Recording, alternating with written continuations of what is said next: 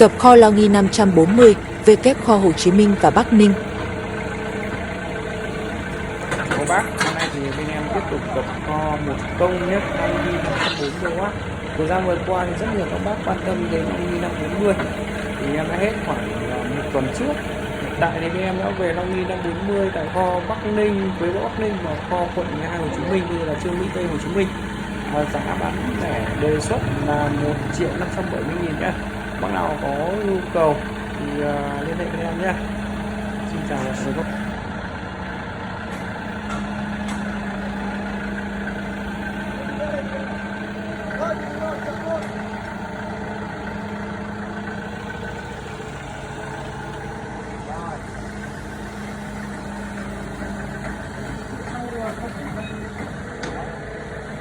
Bỏ cái đầu đấy, cái sau có chỗ để quay.